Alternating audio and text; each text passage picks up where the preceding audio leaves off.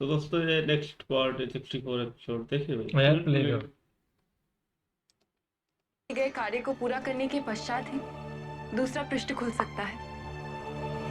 इसमें लिखा है, मिट्टी के बनाए शिवलिंग का अभिषेक सबसे पहले ताजी चिता की राख से करना है और फिर दूध और बेलपत्र से अभिषेक करना है।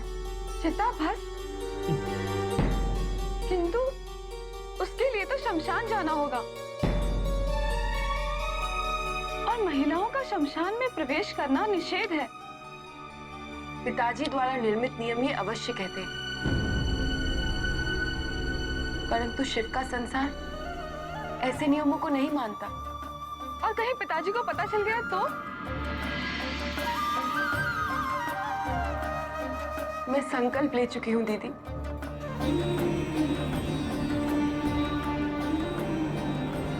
रुको सती, मैं भी तुम्हारे साथ चलूंगी। नहीं नहीं, आप ठीक से विचार कर लीजिए। मेरे साथ कहीं आप भी पिताजी के क्रोध का। नहीं सती, मैं यहाँ तुम्हारा साथ देने आई हूँ।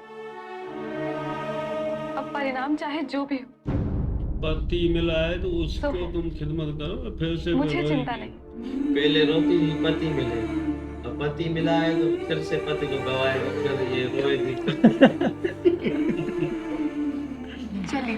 चंद्रमा भी ना फिर से क्रोधित हो जाएगा, दे देगा उसको प्रजापति को रहती। अभी तुम चुप करो, देखो ये शमशान है। यहाँ शुभ बैठे होते हैं।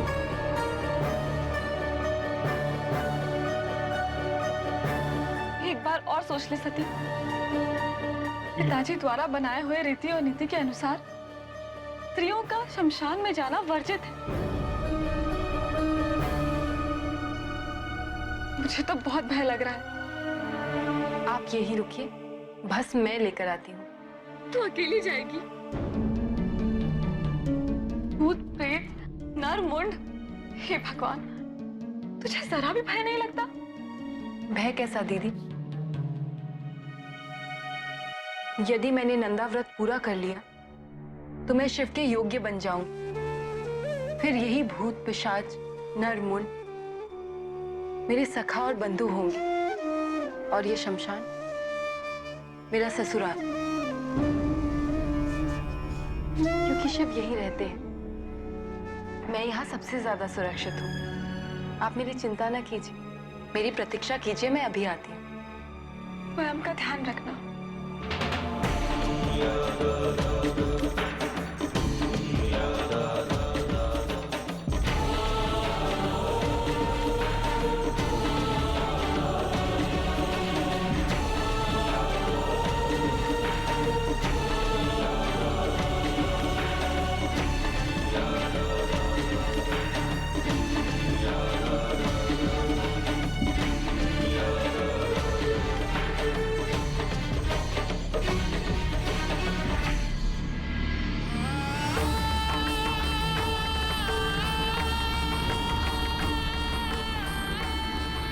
दक्ष की दुनिया के मनुष्यों की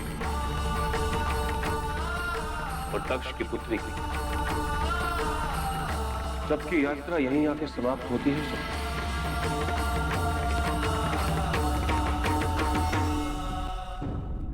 और यहां से आरंभ होता है मेरा संसार, जहां मैं निवास करता हूं।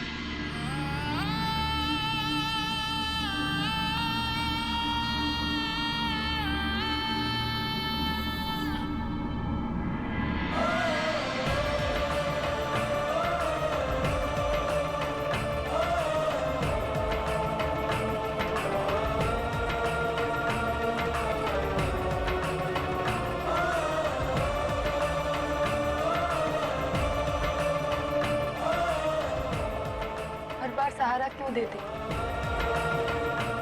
जब छोड़कर ही जाना होता है।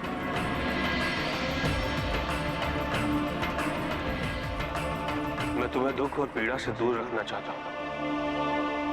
इस क्षण आपके हाथों को अपने हाथ में लिए,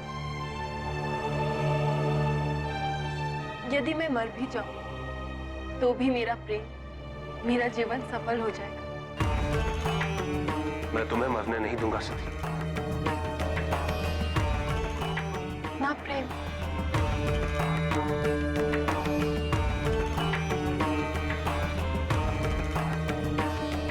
चिंता है मुझे तुम्हारी।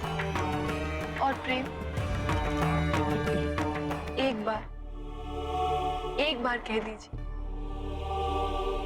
कि सती, मैं तुमसे प्रेम करता हूँ। केवल एक बार। सती, नंदा व्रत का विचार त्याग दो। कोई भगवान उसके भक्त को अपनी भक्ति करने से कैसे रोक सकता है? बताइए ना, आप मुझसे दूर क्यों रहना चाहते हैं? क्या मैं इतनी अयोग्य हूं? या फिर आपको मेरे प्रेम पर विश्वास ही नहीं? आप कहते हैं मैं वो मार्ग छोड़ दूं जो मुझे आप तक ले जाएगा, परंतु मैं विभाजित हो रही हूं शिव। हर पल टूटकर बिखर रही हूं। कभी कभी मुझे बहुत भय की अनुभूति होती है। बचपन से ही मैं बहुत हठी हूं। एक बार जो निर्णय ले लेती, उसे पूरा करने से पूर्व मुझे शांति नहीं मिलती। परंतु मुझे भय है कि आपके इस तिरस्कार के कारण मेरा मन इतना न टूट जाए, आप उसे कभी जोड़ ही ना पाए। मुझे इस बात से बहुत भय होती।